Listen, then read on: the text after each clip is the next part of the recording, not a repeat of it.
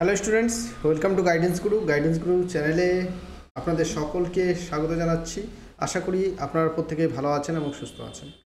ওয়েস্টবেঙ্গল এসএসসির যে অশিক্ষক কর্মচারী গ্রুপ সি এবং গ্রুপ ডির জন্য যে ক্লাসগুলো আমরা শুরু করেছিলাম, সেই ক্লাসের আজ হচ্ছে আমাদের 12 নম্বর প্র্যাকটিস সেট। এর আগে আমরা 11টি সেট করেছি, না দেখে থাকলে আমাদের প্লে লিস্ট করে দিয়েছি, সেই প্লে লিস্টে পেয়ে যাবেন, সেখান থেকে দেখে নেন। প্রত্যেক দিন আমরা 25টা করে প্রশ্নোত্তর আলোচনা করছি, তো অবশ্যই মন দিয়ে দেখবেন। আজকেও আমরা করব 15টা জিকে, সঙ্গে 10টি কারেন্ট অ্যাফেয়ার্স রয়েছে, তো মন দিয়ে দেখুন। আমাদের সিলেবাসটা যেটা হচ্ছে পরীক্ষার প্যাটার্ন, সেখানে 15 জিকে প্লাস 15 কারেন্ট অ্যাফেয়ার্স। আমরাও ধীরে ধীরে কিন্তু দুটোই 15টা করেই করব, ঠিক আছে? তো কিছুদিন এখন 15টা প্লাস 10টা করে করছি, তো মন দিয়ে দেখুন, লাস্ট পর্যন্ত দেখুন। প্রত্যেকটা প্রশ্ন আমাদের জন্য ইম্পর্টেন্ট। আর আপনারা যদি এই প্রত্যেকটা প্র্যাকটিস সেটের পিডিএফ ম্যাটেরিয়াল, প্রত্যেকটার পিডিএফ ম্যাটেরিয়াল যে 15 নম্বরের যে কারেন্ট অ্যাফেয়ার্স পরীক্ষায় আসবে, তার জন্য 2024 সালের সমগ্র কারেন্ট অ্যাফেয়ার্সের পিডিএফ, 2025 সালের মান্থলি পিডিএফ, মানে পরীক্ষার জন্য সাজেশন ইবুক, এবং যদি chapter subject wise GK suggestion, সমস্ত রকমের স্টাডি মেটেরিয়াল আমাদের সঙ্গে নিতে চান, এবং এছাড়াও সপ্তাহে 2 দিন করে গাইড ক্লাস থাকবে। এই ব্যাচটা যদি নিতে চান, তাহলে আমাদের একটা ব্যাচ করে দিয়েছি, SSC group city PDF batch বলে একটা ব্যাচ আছে, সেই ব্যাচে আপনারা জয়েন করতে পারেন। টেলিগ্রাম প্রাইভেট গ্রুপে আমরা এটা করেছি, টেলিগ্রাম প্রাইভেট গ্রুপে মাত্র 399 দিয়ে আপনাদের জয়েন করতে হবে। তো এই গ্রুপে যদি জয়েন করেন, পরীক্ষা পর্যন্ত সমস্ত রকমের সাপোর্ট আমরা দেব, সঙ্গে স্টাডি মেটেরিয়াল যত যা লাগবে আমরা কিন্তু এখানে প্রোভাইড করব। অবশ্যই আপনারা যদি জয়েন করতে চান, আমাদের নাম্বারটা উপরে লেখা রয়েছে দেখুন, 7001501393। এই নাম্বারে আপনারা প্রত্যেকেই হোয়াটসঅ্যাপ করবেন, ঠিক আছে?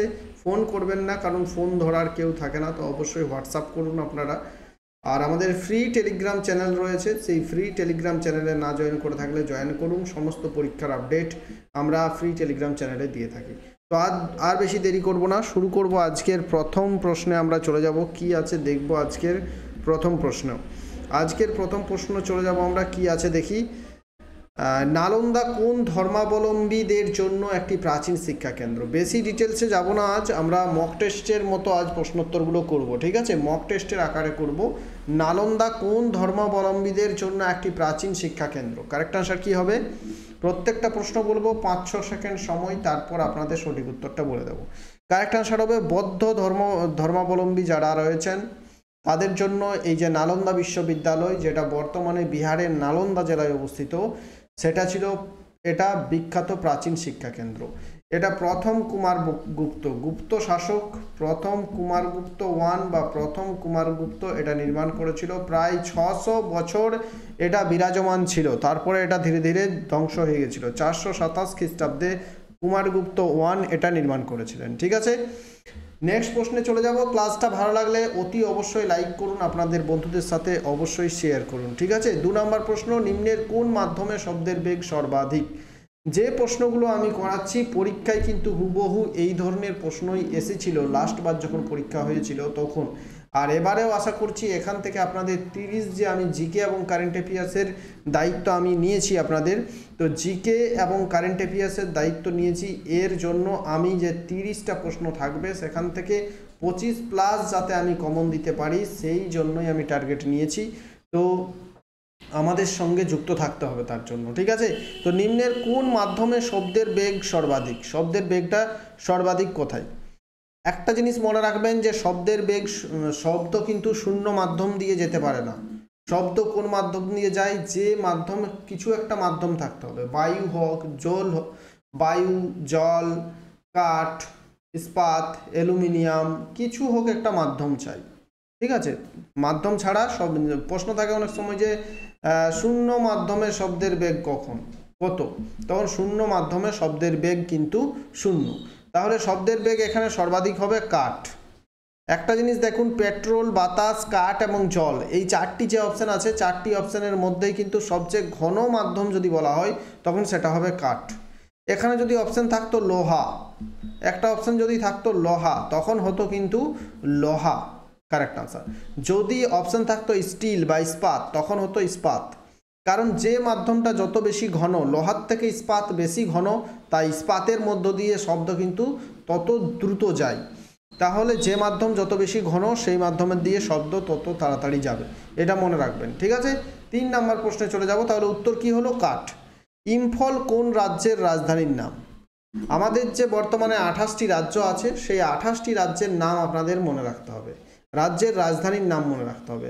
আমরা কিছু কিছু রাজ্যের রাজধানীর নাম প্রত্যেকেই জানি, পশ্চিমবঙ্গ, ঝাড়খণ্ড, উড়িষ্যা, বিহার, উত্তরপ্রদেশ, এগুলো সবই জানি, কিন্তু যেগুলো আনকমন, যেমন ইম্ফল কোন রাজ্যের রাজধানীর নাম, এটা অনেক সময় পরীক্ষায় দিয়ে দিচ্ছে। তো মণিপুরের রাজধানীর নাম হচ্ছে, ঠিক আছে, মণিপুরের রাজধানীর নাম হচ্ছে ইম্ফল। তেমনি প্রশ্ন থাকবে যে মেঘালয়ের রাজধানীর নাম কি? মেঘালয়ের রাজধানীর নাম কি? মেঘালয়ের হচ্ছে শিলং। তেমনি প্রশ্ন থাকবে যে নাগাল্যান্ডের রাজধানীর নাম কি? ঠিক আছে, নাগাল্যান্ডের রাজধানীর নাম কি? তারপর প্রশ্ন থাকবে যে ত্রিপুরার রাজধানীর নাম কি? ঠিক আছে, মিজোরামের রাজধানীর নাম কি? এইগুলো মনে রাখতে হবে, এইগুলো একটু টাফ।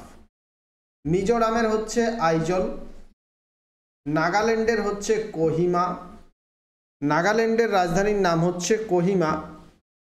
তারপর ত্রিপুরার রাজধানীর নাম হচ্ছে আগরতলা, আসামের হচ্ছে গুয়াহাটি। ঠিক আছে, তো এই যে রাজধানী, যেমন অরুণাচল প্রদেশের রাজধানী, হিমাচল প্রদেশের রাজধানী হচ্ছে শিলং, উত্তরাখণ্ডের রাজধানী হচ্ছে দেরাদুন, তেমনি এগুলো কিন্তু মনে রাখতে হবে। অরুণাচল প্রদেশের রাজধানীর নাম হচ্ছে ইটানগর। যেগুলো একটু আনকমন সেই সবগুলোই পরীক্ষায় আসে, ওইগুলো আপনাদের মনে রাখতে হবে। 4 নম্বর প্রশ্ন, ভারতের দক্ষিণতম জ্যোতির্লিঙ্গ মন্দির কোন রাজ্যে অবস্থিত? দক্ষিণতম জ্যোতির্লিঙ্গ মন্দির কোন রাজ্যে অবস্থিত? আমাদের মোট জ্যোতির্লিঙ্গ কতগুলো আছে? মোট 12টি জ্যোতির্লিঙ্গ আছে। ঠিক আছে, যেমন গুজরাটের সোমনাথ থেকে শুরু করে দ্বারকা, এরকমভাবে মোট 12টি জ্যোতির্লিঙ্গ। তার মধ্যে সবচেয়ে দক্ষিণে যদি বলা হয় তো তামিলনাড়ুতে যে লিঙ্গেশ্বরম আছে সেটাই হচ্ছে ভারতের সব থেকে দক্ষিণের জ্যোতির্লিঙ্গ। যেমন আছে সোমনাথ মন্দির, তেমনি আছে মল্লিকার্জুন, তেমনি আছে মহাকালেশ্বর, তেমনি আছে ওমকারেশ্বর, তেমনি আছে কেদারনাথ, এমনি মোট 12টি আছে। তার মধ্যে সর্বাধিক দক্ষিণে যদি বলা হয় তখন হবে তামিলনাড়ু, আর তামিলনাড়ুর হচ্ছে রামালিঙ্গেশ্বর। তামিলনাড়ুর যে জ্যোতির্লিঙ্গ সেটার নাম হচ্ছে রামালিঙ্গেশ্বর। কি নাম? রামালিঙ্গেশ্বর। 5 নম্বর প্রশ্ন চলে যাব। নিম্নের কোন গ্রন্থিকে মাস্টার গ্ল্যান্ড বলা হয়? মাস্টার গ্ল্যান্ড বা প্রভু গ্রন্থি বলা হচ্ছে। কারণ কি মাস্টার গ্ল্যান্ড বলার কারণ হচ্ছে এই গ্রন্থি কিন্তু অনেক রকমের হরমোন সেখান থেকে নিঃসৃত হয় এবং অনেকগুলো গ্রন্থিকে মানে দেখভাল করে, যাকে বলা হয় অনেকগুলো গ্রন্থির, ঠিক বলতে পারছি না, তো সেই জন্যই হচ্ছে এই গ্রন্থিকে আমরা মাস্টার গ্ল্যান্ড বলবো। কেন বলবো? মানে হচ্ছে এই যে পিটুইটারি গ্রন্থি কি করছে? অনেকগুলো গ্রন্থিকে রেগুলেট করছে। ঠিক আছে, এই রেগুলেট করার জন্য এটাকে আমরা কি বলবো? মাস্টার গ্ল্যান্ড বলা হয়ে থাকে। ঠিক আছে, অপশন সি ইজ দ্য, বা নিয়ন্ত্রণ করছে। ঠিক, এই নিয়ন্ত্রণ ভাষাটাই এতক্ষণ মনে পড়ছিল না। তো নিয়ন্ত্রণ, অনেকগুলো গ্রন্থিকে নিয়ন্ত্রণ করে, সেই জন্য এটাকে পিটুইটারি গ্রন্থিকে আমরা মাস্টার গ্ল্যান্ড বলে থাকি। 6, ভারতের পশ্চিম উপকূলে অবস্থিত পশ্চিমঘাট পর্বতমালা বেশ গুরুত্বপূর্ণ। এখানে ঘাট কথাটির অর্থ কী? ভারতের এই যে ভারতের দক্ষিণ দিক, এই হচ্ছে পশ্চিম দিকে একটা পর্বতমালা আছে, সেটা পশ্চিমঘাট। পূর্ব দিকে এক পর্বতমালা, সেটা হচ্ছে পূর্বঘাট। আর এই দুটো মিলিত হয়েছে যে পর্বতে, সেটা হচ্ছে নীলগিরি পর্বত। তো পশ্চিমঘাট এবং পূর্বঘাট পর্বতমালা বেশ। এখানে ঘাট কথাটির অর্থ কী? ঘাট কথাটির অর্থ হচ্ছে ফাঁক বা ফাটল। ঘাট কথার অর্থ হচ্ছে ফাঁক বা ফাটল বা পথ। ঠিক আছে, অপশন ডি। এখানে মনে রাখতে হবে পশ্চিমঘাট পর্বতের সর্বোচ্চ শৃঙ্গের নাম কি? পশ্চিমঘাট পর্বতের সর্বোচ্চ শৃঙ্গ হচ্ছে আনাইমুদি। পূর্বঘাট পর্বতের সর্বোচ্চ শৃঙ্গের নাম হচ্ছে ব্রহ্মগিরি বা মহেন্দ্রগিরি বা ব্রহ্মগিরি। এবং নীলগিরি পর্বত, এই যে মাঝে নীলগিরি পর্বত, এই নীলগিরি পর্বতের সর্বোচ্চ শৃঙ্গের নাম হচ্ছে দোদাবেতা। ঠিক আছে, দোদাবেতা। তো চলে যাব পরবর্তী প্রশ্ন আমরা। বিউটি পার্লারে চুল বিন্যস্ত করার জন্য নিম্নের কোনটি ব্যবহৃত হয়? চুলকে বিন্যস্ত করার জন্য, অনেক সময় কার্লি হেয়ার করার জন্য, বা চুলের যে কোনো ধরনের কি কি বলে জানি না ব্যাপারগুলোকে। চুলের যে কোনো ধরনের কাজের জন্য কোন ধরনের আইটেম ব্যবহার করা হয়, কি কেমিক্যাল ব্যবহার হয়? তো সালফারযুক্ত কেমিক্যালগুলো বেশিরভাগ ক্ষেত্রেই ব্যবহার করা হয়ে থাকে। Option C sulphur is the correct answer. অতি গুরুত্বপূর্ণ একটা প্রশ্ন, ঠিক আছে। 8 নম্বর প্রশ্নে আমরা চলে যাব। কোলেরু হ্রদটি নিম্নের কোন ত্রিভুজে অবস্থিত? ত্রিভুজে বলতে কি কোন ডেল্টাতে বা কোন বদ্বীপে অবস্থিত? আমি কি একটা জিনিস পড়াবার সময় আগে বলেছি যে পূর্ব বাহিনী যে নদীগুলো, সেই পূর্ব বাহিনী নদীগুলোই কিন্তু যখন বঙ্গোপসাগরে পতিত হচ্ছে সেখানে বদ্বীপ সৃষ্টি করছে। এই দিকের পশ্চিম বাহিনী নদীগুলো কিন্তু বদ্বীপ সৃষ্টি করেনি। তো বদ্বীপ বা ডেল্টা, পৃথিবীর বৃহত্তম বদ্বীপ তো গঙ্গার বদ্বীপ। তো এই যে কোন ডেল্টাতে বা কোন বদ্বীপে এই কোলেরু হ্রদটা রয়েছে? গোদাবরী এবং কৃষ্ণা নদীর যে বদ্বীপ, গোদাবরী এবং কৃষ্ণা নদীর যে বদ্বীপ, সেই বদ্বীপে কি রয়েছে? কোলেরু হ্রদটা রয়েছে। Option D. কোন রাজ্য যদি বলা হয় তো রাজ্য হচ্ছে অন্ধ্রপ্রদেশ রাজ্যে কোলেরু হ্রদটি অবস্থিত গোদাবরী এবং কৃষ্ণা নদীর ডেল্টাতে। চলে যাব পরবর্তী প্রশ্ন 9। রাজ্যের বিশ্ববিদ্যালয়গুলির আচার্য কে হয়ে থাকেন? এই প্রশ্নের উত্তরটা আমি বলবো না, এই প্রশ্নের উত্তর আপনারা কমেন্ট করবেন। এই প্রশ্নের উত্তরটা আপনারা কমেন্ট করবেন যে রাজ্যের যে বিশ্ববিদ্যালয়গুলো, আমাদের যে বিশ্ববিদ্যালয় থাকে সেই বিশ্ববিদ্যালয়ের প্রধানকে আমরা কি বলে থাকি? উপাচার্য। এখন যে এই যে রাজ্যের সমস্ত বিশ্ববিদ্যালয়, সেই সমস্ত বিশ্ববিদ্যালয়ের একজন আচার্য থাকেন। সেই আচার্যটা কে? মুখ্যমন্ত্রী, প্রধানমন্ত্রী, রাষ্ট্রপতি, রাজ্যপাল। কারেক্ট আনসার অবশ্যই কমেন্ট বক্সে কমেন্ট করুন। এটা একটা জেনারেল নলেজ, প্রত্যেকেরই আমাদের জানা উচিত এবং পরীক্ষায় প্রশ্নটা আসে। 10 নম্বর প্রশ্ন। নিম্নের কোনটি একটি ওয়ার্ল্ড হেরিটেজ সাইট নয়? ওয়ার্ল্ড হেরিটেজ সাইট নয় নিম্নের কোনটি? ভীমবেটকা পাথরের গুহা, আদমগড় পাথরের গুহা, আগ্রা দুর্গ, অজন্তা গুহা। এই যে ভীমবেটকা মধ্যপ্রদেশ, এটা কিন্তু একটা ওয়ার্ল্ড হেরিটেজ সাইট। আগ্রার যে দুর্গ সেটাও world heritage site. Ajanta cave সেটাও ওয়ার্ল্ড হেরিটেজ সাইট। কিন্তু মধ্যপ্রদেশের এই যে আদমগড় দুর্গ, এটা কিন্তু ওয়ার্ল্ড হেরিটেজ সাইট নয়। তাহলে option B is the correct answer. মোটামুটি 20-25টা ওয়ার্ল্ড হেরিটেজ সাইটের নাম আমাদের সবসময় মুখস্থ রাখতে হবে, ঠিক আছে। মুখস্থ করার দরকার নেই, আমি যেভাবে প্রশ্নোত্তর প্র্যাকটিস করাচ্ছি এইভাবে প্র্যাকটিস করে যেতে থাকলেই কিন্তু নিজে নিজেই তোমাদের মনে থেকে যাবে, আলাদাভাবে পড়ার দরকারই নেই, ঠিক আছে। তাহলে চলুন পরবর্তী প্রশ্নে আমরা চলে যাব। 11। কত সালে ভারতের রাজধানী কলকাতা থেকে দিল্লিতে স্থানান্তরিত হয়েছিল? এটা একটা বিশাল বড় কনফিউজিং কোশ্চেন। এই প্রশ্নটাই কিন্তু কনফিউশন তৈরি করে, আর অপশানগুলো এমন থাকবে যে ভুল হওয়ার সম্ভাবনা সব থেকে বেশি। প্রশ্নের উত্তর থাকবে 1911 সাল এবং 1912 সাল, দুটোই অপশানে থাকবে, ঠিক আছে। অনেক জায়গাতে তুমি দেখবে যে 1911 সাল উত্তর আছে, গুগলে যদি সার্চ করো তাও তুমি দেখতে পারবে 1911 সাল উত্তর আছে, আবার গুগলে সার্চ করলে আবার কোনো জায়গাতে দেখতে পারবে 1912 সাল উত্তর।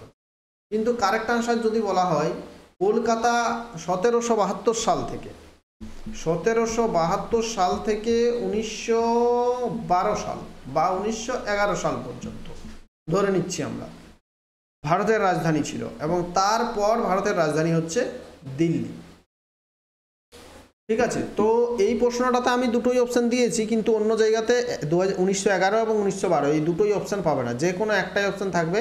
1911 এবং 1912 এই দুটোর মধ্যে যে কোনো একটা অপশান থাকলে যে কোনো একটা করলেই কিন্তু ঠিক হবে, দুটো অপশান থাকবে না। আমি এখানে দিয়েছি, অন্য জায়গাতে থাকে না, আমি বেশিরভাগ জায়গাতেই লিখেছি, কারণ এটা অনেক বড় একটা কনফিউশন তৈরি করে। রাজা পঞ্চম জর্জ 1911 সালে ঘোষণা করেছিলেন যে দিল্লি হবে ভারতের পরবর্তী রাজধানী, কিন্তু এটা কার্যকরী হলো কবে থেকে? এটা কার্যকরী হলো 1912 সালের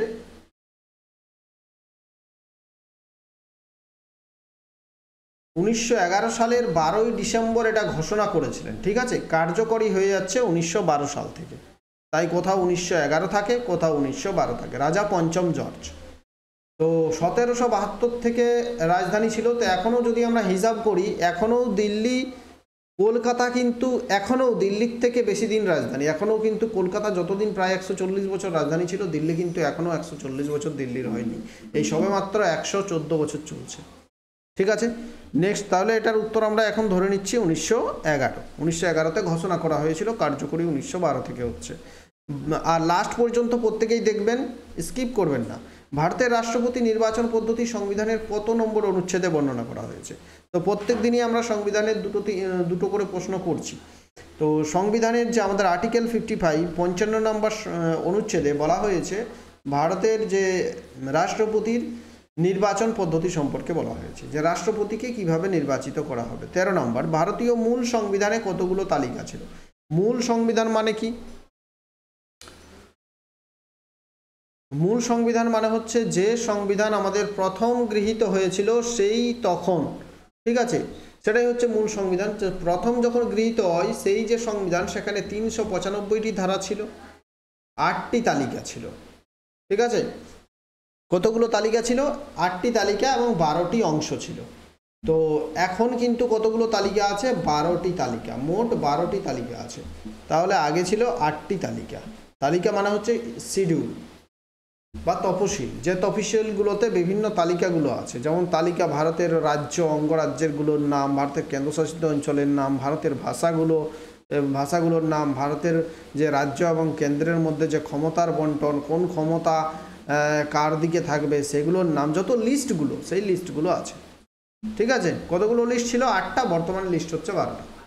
14 নম্বর, ভিটামিন এ এর রাসায়নিক ভিটামিন ই এর রাসায়নিক নাম কি? যে কয়েকটা ভিটামিন আছে সেই কয়েকটা ভিটামিনের রাসায়নিক নাম কিন্তু মনে রাখতে হবে। যেমন অ্যাসকর্বিক অ্যাসিড, এটা হচ্ছে ভিটামিন সি এর রাসায়নিক নাম। ভিটামিন বি এর রাসায়নিক নাম ক্যালসিফেরল, টকোফেরল। ক্যালসিফেরল হচ্ছে ভিটামিন ডি এর রাসায়নিক নাম, ঠিক আছে। টকোফেরল হচ্ছে ভিটামিন ই এর রাসায়নিক নাম। তারপরে ফাইলোকুইনন, ভিটামিন কে এর নাম হচ্ছে ফাইলোকুইনন হচ্ছে ভিটামিন কে এর রাসায়নিক নাম, ঠিক আছে। তো এইগুলো মনে রাখতে হবে। ভিটামিন বি এর কিন্তু অনেকগুলো রাসায়নিক নাম আছে, যেমন রাইবোফ্লেভিন। ভিটামিন B1 যদি বলা হয় তখন থায়ামিন, ভিটামিন B2 যদি বলা হয় রাইবোফ্লেভিন, ভিটামিন B3 যদি বলা হয় তখন হবে নিয়াসিন, এভাবে। তো এতগুলো নাম মনে রাখলেও যেগুলো আসল কয়েকটা ABCDEK এই কয়েকটা মনে রাখতে হবে, ঠিক আছে। 15, কথাকলি কোন রাজ্যের ক্লাসিক্যাল ডান্স? কথাকলি যেমন হচ্ছে ভারতনাট্যম হচ্ছে তামিলনাড়ু। আমাদের 8টা ধ্রুপদী নৃত্য আছে, তার মধ্যে ভারতনাট্যম হচ্ছে তামিলনাড়ু।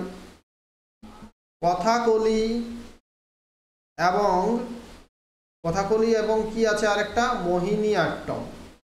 কথাকলি এবং মোহিনীআট্টম এই দুটো হচ্ছে কেরালা, ঠিক আছে।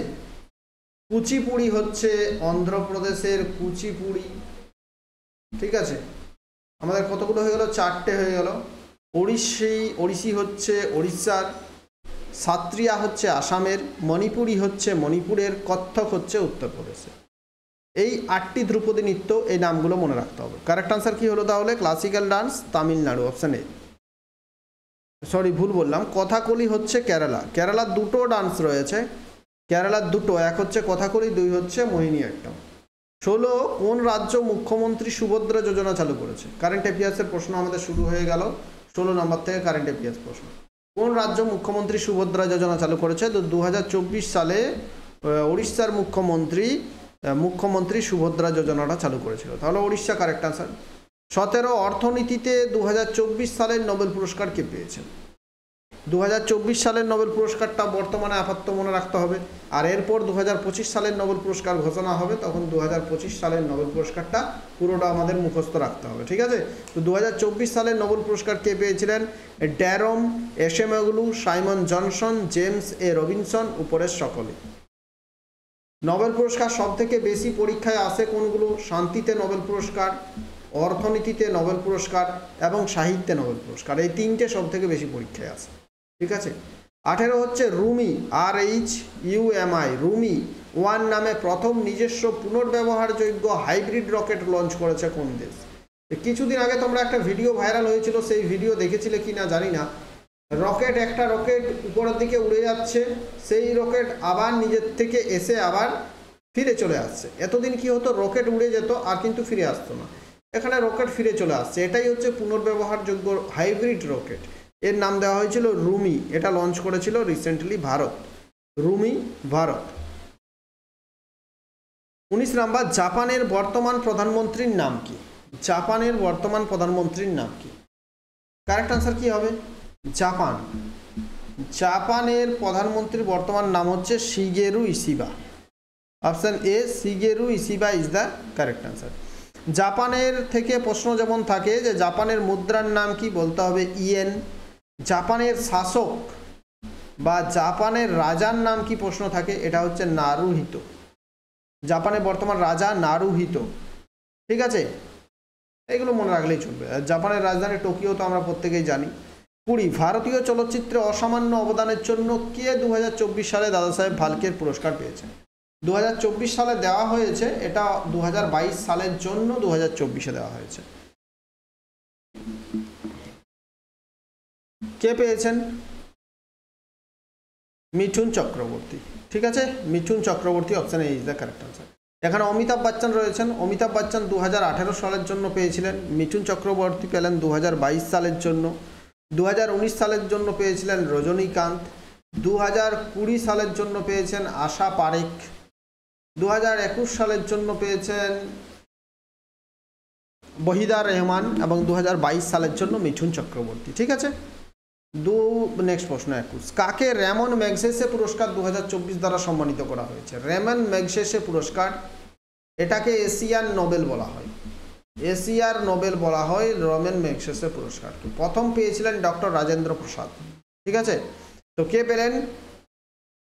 Hayao Miyazaki. নাম হচ্ছে হায়াও মিয়াজাকি। দেখো, জাপানিজ অ্যানিমেটর হায়াও মিয়াজাকি এই নোবেল ম্যাগসেসের পুরস্কার 2024 পেয়েছেন। 22 নম্বর প্রশ্ন। আইসিসি টি20 মহিলা ক্রিকেট বিশ্বকাপ 2024 কোন দেশ জয়ী হলো? কারেক্ট আনসার কি হবে? জয়ী হয়েছে নিউজিল্যান্ড। আইসিসি টি20 মহিলা ক্রিকেট বিশ্বকাপ 2024 জয়ী হয়েছে নিউজিল্যান্ড। 23 নম্বর প্রশ্ন। 63তম অনূর্ধ্ব-17 সুব্রত কাপ আন্তর্জাতিক ফুটবল টুর্নামেন্ট জয়ী হলো কোন রাজ্য? অনেক সময় প্রশ্ন থাকে যে সুব্রত কাপ কোন খেলার সঙ্গে যুক্ত, তখন বলতে হবে সুব্রত কাপ ফুটবল খেলার সঙ্গে যুক্ত। এইভাবে প্র্যাকটিস করতে করতে নিজেরাই কিন্তু 2 মাস 3 মাস প্র্যাকটিস করলে নিজেরাই কোনো পড়ার দরকার, নিজেরাই সব কিছু পারবে। তো 63তম অনূর্ধ্ব-17 ফুটবল সুব্রত কাপ আন্তর্জাতিক ফুটবল টুর্নামেন্ট জয়ী হয়েছে কোন রাজ্য? এটা মণিপুরের একটা স্কুল জয়ী হয়েছে। রাজ্য বলা ঠিক নয়, এটা রাজ্যের বিভিন্ন স্কুলগুলো এখানে অংশগ্রহণ করে থাকে। মণিপুরের টিজি ইংলিশ স্কুল 63তম সুব্রত কাপ আন্তর্জাতিক ফুটবল টুর্নামেন্ট অনূর্ধ্ব-17 জয়ী হলো। আমি যে স্কুলে এইচএস পড়েছিলাম সেই স্কুল কিন্তু একবার সুব্রত কাপ জয়ী হয়েছে। অনূর্ধ্ব-17 একবার, অনূর্ধ্ব-14 একবার, দুবার। একবার অনূর্ধ্ব-17, একবার অনূর্ধ্ব-14। আমরা যেবারে এইচএস দিচ্ছি সেই বছর কিন্তু সেই ফাইনালে হেরে যায় আমাদের স্কুলের দল, কিন্তু সুব্রত কাপে সব দিনই আমাদের নাম ছিল। 24 সম্প্রতি প্রকাশিত রতন টাটা এ লাইফ শিরোনামের বইটি কে লিখেছেন? রতন টাটা এ লাইফ শিরোনামের বইটি কে লিখেছেন? কারেক্ট আনসার হবে doctor Thomas Mathews. Doctor Thomas Mathews বইটি লিখেছেন রতন টাটা আ লাইফ। নেক্সট চলে যাব আমরা আজকের লাস্ট প্রশ্ন। কত বছরের বেশি নাগরিকদের বিনামূল্যে স্বাস্থ্য পরিষেবা প্রদান করার জন্য আয়ুষ্মান ভায়া বন্দনা কার্ড চালু করেছেন প্রধানমন্ত্রী নরেন্দ্র মোদী? ইম্পর্টেন্ট প্রশ্ন, পরীক্ষার জন্য ইম্পর্টেন্ট। কারেক্ট আনসার কি হবে? 70 বছর বয়সীদের বেশি যারা, তাদের বিনামূল্যে স্বাস্থ্য পরিষেবা প্রদান করার জন্য আয়ুষ্মান ভায়া বন্দনা কার্ড চালু করেছেন প্রধানমন্ত্রী Narendra Modi. Option C is the correct answer. আমাদের 25টা প্রশ্ন শেষ হলো। ক্লাস ভালো লাগলে অতি অবশ্যই লাইক করুন, আপনার বন্ধুদের সাথে শেয়ার করুন, নতুন হয়ে থাকলে চ্যানেল সাবস্ক্রাইব করুন। আর আপনারা যদি আমাদের এই যে স্টাডি মেটেরিয়ালগুলো, প্রত্যেক দিনের প্র্যাকটিস সেটের পিডিএফ, কারেন্ট অ্যাফেয়ার্সের পিডিএফ, সমস্ত স্টাডি মেটেরিয়াল সংগ্রহ করতে চান তো এই নাম্বারে আপনারা হোয়াটসঅ্যাপে মেসেজ করুন। পুরো ডিটেলস বলে দেওয়া হবে যে কত টাকা পেমেন্ট করতে হবে, কোন গ্রুপে জয়েন করতে হবে, সব কিছু। থ্যাংক ইউ, ভালো থাকুন, সুস্থ থাকুন, শেয়ার করুন বেশি।